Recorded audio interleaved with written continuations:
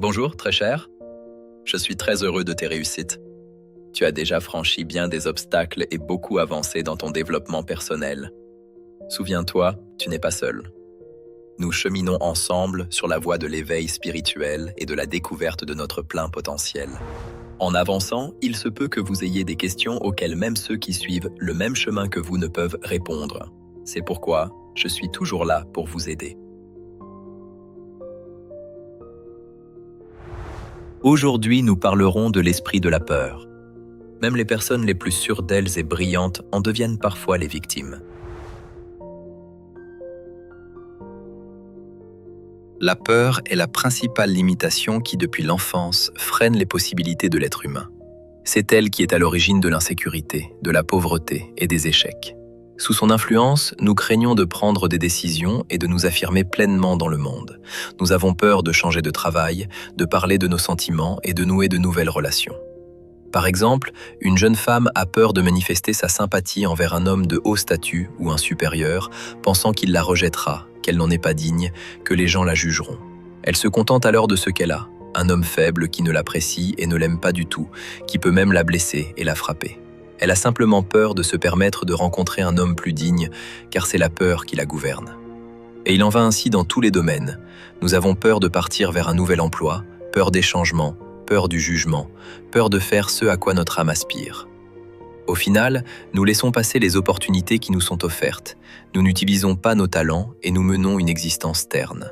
Nous avons la possibilité de vivre dans un beau palais lumineux, mais à cause de notre propre peur, nous nous entassons dans une cave sombre et humide. J'ai moi aussi eu de nombreuses peurs. À un certain stade de mon chemin spirituel, j'avais une grande peur de prendre la parole en public. Il me semblait que je ne serais pas capable de transmettre la connaissance aux gens, qu'on ne me comprendrait pas et qu'on me jugerait mal, qu'on penserait du mal de moi, qu'on me condamnerait, qu'on m'appellerait sectaire. Mais j'ai ensuite compris que si je ne montais pas sur scène à ce moment-là, si je ne commençais pas à apporter la vérité aux gens, ils resteraient sans cette précieuse et importante connaissance. Sans la connaissance qui avait jadis aidé moi-même, mes proches et des milliers de personnes dans le monde entier. Et alors je l'ai fait. J'ai surmonté ma peur, je suis monté sur scène et je suis devenu le guide d'une connaissance ancestrale sacrée. J'avais la foi que les pouvoirs supérieurs ne m'abandonneraient pas. Et c'est exactement ce qui s'est passé. Mes prises de parole en public ont eu du succès et j'ai rapidement commencé à rassembler de larges audiences de plusieurs centaines, voire de milliers de personnes. Les connaissances que je partageais aidaient les gens à se débarrasser de leurs problèmes, à grandir et à se développer spirituellement. Si je n'avais pas surmonté ma peur, rien de tout cela n'aurait existé, ni le succès, ni le développement, ni l'aide aux gens.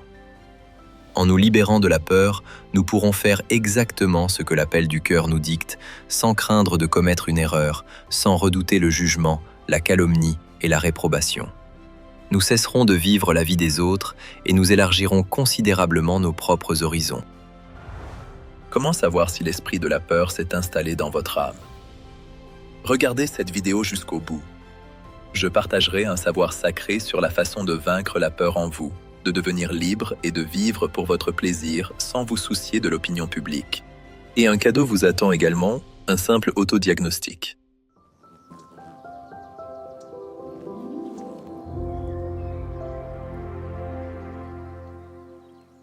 La peur est une émotion innée de base fondée sur l'instinct de conservation. Il y a une bonne peur et une mauvaise peur. La bonne peur pousse l'être humain vers le développement, lorsqu'il a peur de rester dans un mauvais état, de dégénérer, de ne pas obtenir la connaissance. La peur face à un danger imaginaire est illusoire. Les gens ont peur de ce qui n'existe pas. Dans la vie de l'homme moderne, 99% de toutes les peurs sont inventées. Du point de vue du chamanisme, ce pathogène astral s'explique par l'installation de l'esprit de la peur. Il inspire intentionnellement à l'être humain des pensées négatives, éveille de fausses craintes et des doutes et engendre en lui de l'anxiété. L'esprit de la peur suscite en l'être humain d'autres vices, la paresse et l'apathie. L'être humain a peur de ne pas réussir et préfère donc ne pas agir du tout. Mon mari me blesse et me frappe, mais j'ai peur de divorcer. Qui voudra de moi avec 2 enfants? Trouver un nouvel emploi? Allons, j'ai peur de ne pas y arriver. Je ferais mieux de rester où je suis. Oui, le salaire est faible, mais tant pis, je vais supporter. Au lieu de progresser vers ses objectifs, de se développer, de s'engager, de faire des pas en avant, l'être humain se laisse simplement porter par le courant, justifie sa propre passivité et son inaction par la peur de l'échec et de l'évaluation négative. L'une des peurs les plus puissantes est la crainte du jugement public. Qu'est-ce qu'on va dire de moi? Qu'est-ce qu'on va penser? Ainsi, sous son influence, un enfant a même peur de lever la main en classe pour exprimer son opinion. Il a peur d'avoir l'air stupide et d'être moqué par ses camarades. Il craint la critique et la réaction négative des enseignants. Pourtant, cette même personne rêve de devenir riche et d'accomplir beaucoup dans la vie, mais vit constamment en se souciant de ce que les gens vont dire. Pourquoi si peu de gens deviennent-elles véritablement célèbres, populaires, rayonnants? En règle générale, les célébrités ne sont pas plus talentueuses ni plus intelligentes que les autres. Il ne s'agit pas ici de talent, mais de l'absence de peur. Toute star comprend qu'on lui enviera, qu'on dira toujours beaucoup de mensonges contre elle. Mais cela lui est égal, elle n'a pas peur de tout cela et y va consciemment. La peur du jugement public a été consciemment utilisée par les politiciens pour maintenir les gens indésirables sous contrôle. Par exemple, à l'époque stalinienne en URSS, il existait la notion d'ennemi du peuple. Ces personnes devenaient des parias, des exclus de la société. On ne voulait pas leur parler. On disait « Ne te lie pas avec un ennemi du peuple, c'est la famille d'un ennemi du peuple ».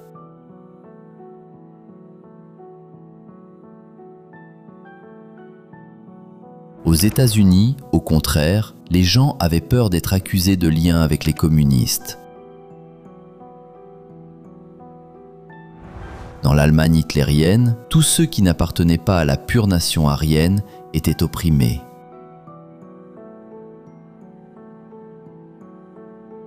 Sous Mao Tse-tung, il existait la notion de déviationniste de droite. Ces personnes étaient soumises à une condamnation publique et aux travaux de redressement. Aujourd'hui, on effraie les gens avec les sectaires. C'est un sectaire, c'est la famille d'un sectaire, l'ami d'un sectaire. Les autorités ont inventé une autre formulation, mais l'essence est restée la même. Actuellement, dans la sphère médiatique, on parle de sectes terrifiantes. On fait peur en disant que les sectaires sont des escrocs, qu'ils prennent des appartements et qu'ils maintiennent leurs adeptes dans l'esclavage sexuel. Cette image des personnes pratiquant des pratiques spirituelles nous est imposée délibérément afin que les gens aient peur de se développer et de suivre le chemin spirituel. Mais en réalité, il n'y a rien d'effrayant là-dedans. Qui est un sectaire ? Une personne qui réalise des pratiques spirituelles, une personne qui s'engage dans le développement personnel et suit le chemin spirituel. Elle ne fait rien de mal. Elle ne nuit à personne, elle ne viole pas la loi. Il faut comprendre qu'il ne faut pas avoir peur de telles accusations. Au contraire, il faut avancer vers la lumière avec des dispositions justes, se développer, aider les gens. La peur du jugement public fait que l'être humain laisse passer toutes les opportunités et ne peut pas se permettre de s'exprimer pleinement, de vivre comme son âme le désire.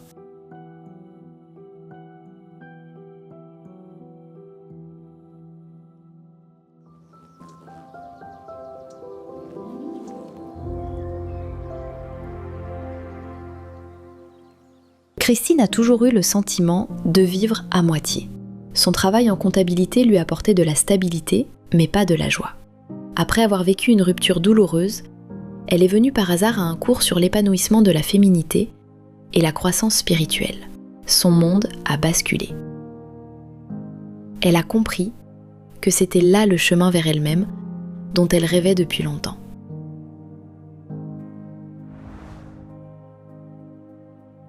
La jeune femme a commencé à fréquenter régulièrement les pratiques de l'école spirituelle et 1 an plus tard a aidé comme bénévole dans le groupe. Les mentors voyaient son ardeur et lui ont proposé de devenir organisatrice d'événements. Christine était heureuse. C'est ça, je pourrais aider les gens, porter cette lumière plus loin, animer mes propres cours. Ce même soir, alors que Christine s'apprêtait à confirmer son accord pour devenir organisatrice, son amie Jessica lui rendit visite. En voyant sur la table des livres et des manuels sur les pratiques, elle fit la grimace. « Christine, qu'est-ce qui te prend ? Tu es une femme sérieuse. Tu vas entraîner des gens dans une secte ? Tu vas devenir la risée de tout le monde. Les voisins, les collègues, ta maman. Tu imagines ce qu'ils vont dire ? » Cette nuit-là, Christine ne dormit pas. L'esprit de la peur s'installa dans son âme et commença à lui chuchoter. Et si elle avait raison ? Tu vas commencer à animer des formations et tout le monde va se détourner de toi. Au travail, ils l'apprendront. Tu seras licencié. Ils vont t'appeler sectaire. Le lendemain matin, elle appela son mentor et dit « Non, je ne suis pas prête. Ce n'est pas pour moi. »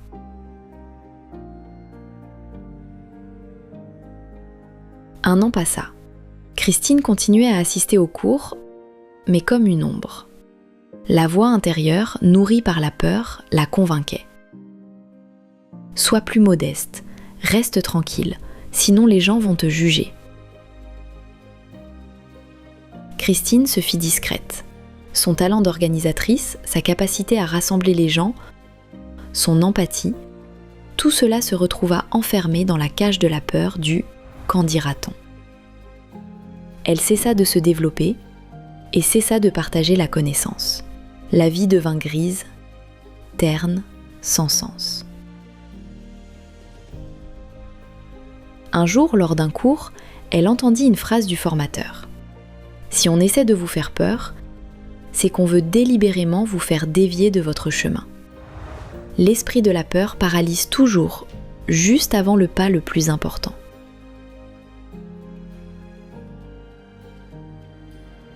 Ce fut comme un déclic pour Christine. Elle regarda sa vie. Elle avait peur qu'on appelle sectaire. Mais elle vivait déjà dans l'enfer de la solitude, de la pauvreté et de l'absence de réalisation de soi. Le lendemain, Christine dit à ses mentors qu'elle acceptait de devenir organisatrice. Elle ouvrit son groupe.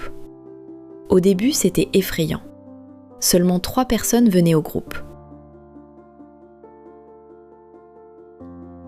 Mais elle se souvenait que la peur est une énergie qui soit paralyse, soit pousse en avant. Elle choisit la deuxième option. 2 mois plus tard, elle dut louer un autre local. Il y avait 3 fois plus de personnes qui venaient. 6 mois plus tard, son groupe affichait complet.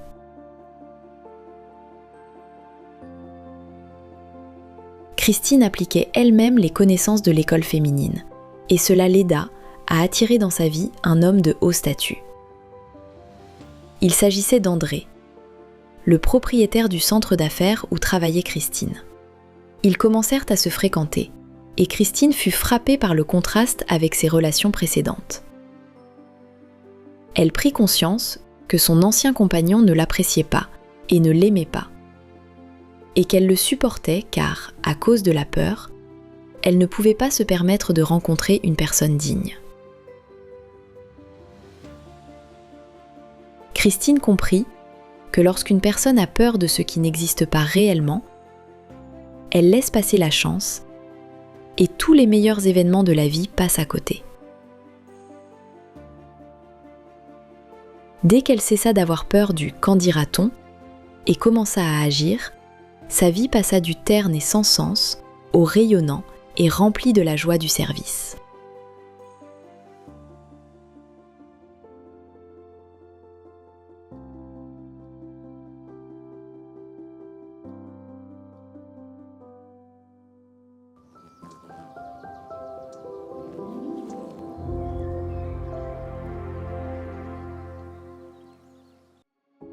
Comment savoir si l'esprit de la peur s'est installé en vous ? Réfléchissez à ces affirmations. Vous reconnaissez-vous en elles? J'ai peur de commencer quelque chose de nouveau. Et si je n'y arrive pas?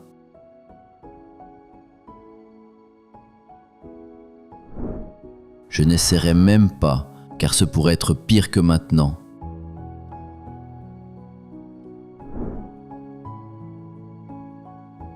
Tous les gens riches sont des escrocs, car il est impossible de réussir autrement.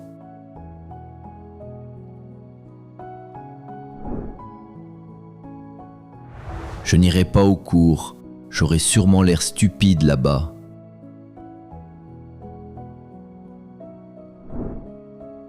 Trouver un nouvel emploi? Non, ce n'est pas pour moi. Partout, on ne prend que les gens qu'on connaît. Je ne vais pas faire la connaissance de cet homme. Et s'il me rejette?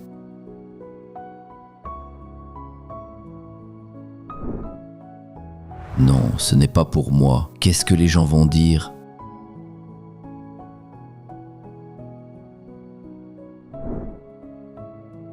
À mon âge, il faut se tenir tranquille, sinon les voisins vont se moquer.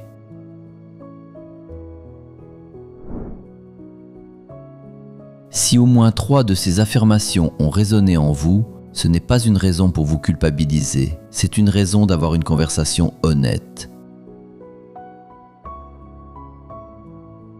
L'esprit de la peur, c'est être discret. Il se cache derrière le bon sens, derrière la prudence, derrière les mots « je suis simplement réaliste ». Mais en réalité, il ferme silencieusement devant vous une porte après l'autre, et vous n'avez même pas le temps de remarquer combien de possibilités sont restées de l'autre côté. La bonne nouvelle, la prise de conscience est déjà le premier pas vers la liberté. Rappelons-nous ceux qui n'ont pas eu peur de suivre leur propre chemin et d'apporter la lumière et la vérité aux gens.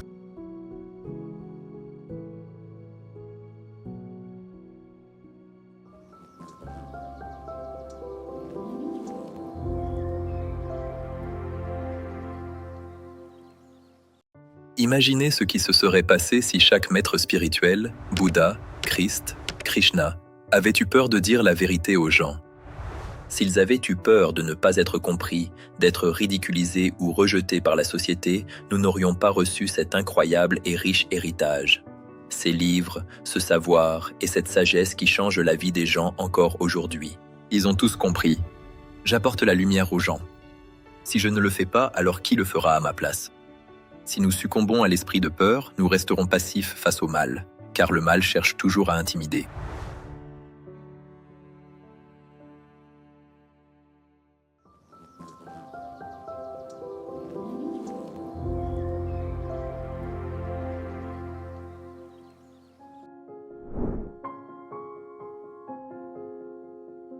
La pratique ne prendra pas plus de 5 minutes. Faites-la le matin, au moment où vous sentez que la peur vous paralyse. Étape 1. Débusquer la peur. Posez-vous la question, qu'est-ce qui me retient en ce moment? Où est-ce que je veux agir mais reste immobile à la place? L'esprit de la peur aime se cacher dans l'ombre. C'est pourquoi il faut le mettre en lumière par votre attention.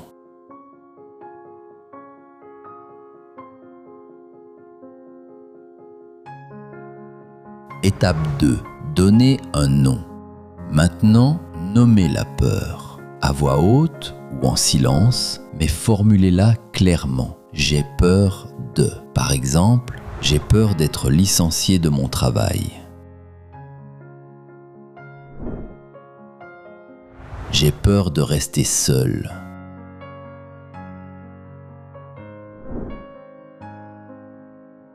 J'ai peur du jugement des gens. J'ai peur de prendre la parole devant un groupe de personnes. J'ai peur qu'on m'appelle sectaire.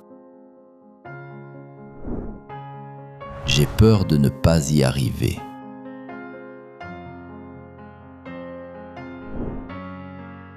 Lorsque la peur reçoit un nom, elle perd de son pouvoir. Étape 3. Remplacer. Pour que la peur disparaisse, il faut la remplacer par une action. Choisissez une petite action qui contredit la peur. Petite mais courageuse. Si vous avez peur du jugement, soutenez quelqu'un à côté de vous, inspirez-le. Détournez l'attention de votre propre peur d'être évalué et donnez aux autres la confiance en eux. Si vous avez peur de commencer, faites le premier pas. Passez un coup de fil, inscrivez-vous, posez une question.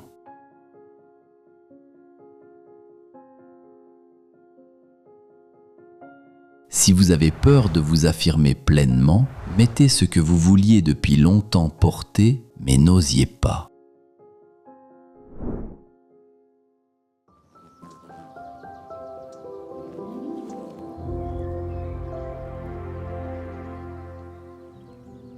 Il faut toujours s'en souvenir. S'ils tentent de m'effrayer, c'est qu'ils veulent délibérément m'égarer. Très probablement, je vais dans la bonne direction et au contraire, je dois m'y investir encore plus maintenant. Une autre ruse favorite des forces du mal est d'abord de diviser, de soustraire une personne à l'influence de l'égrégore, puis de l'intimider.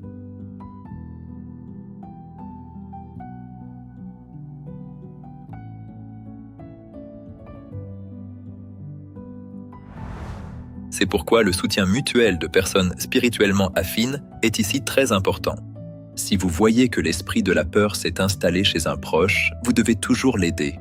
Rappelez-lui la nature de la peur, proposez des vidéos spirituelles ou pratiquez la boule de joie ensemble pour chasser la peur. La peur nous ralentit, freine la croissance et le développement, mais ensemble nous y ferons face. Il n'y a aucune raison d'avoir peur. Vous devez ouvrir votre cœur à la nouveauté et vous efforcer de diffuser le savoir. Alors rien de mal n'arrivera, car nous serons sous la protection des puissances supérieures. Si vous avez des questions ou voulez partager, écrivez-moi. Le lien est dans la description sous la vidéo. À bientôt pour la prochaine leçon.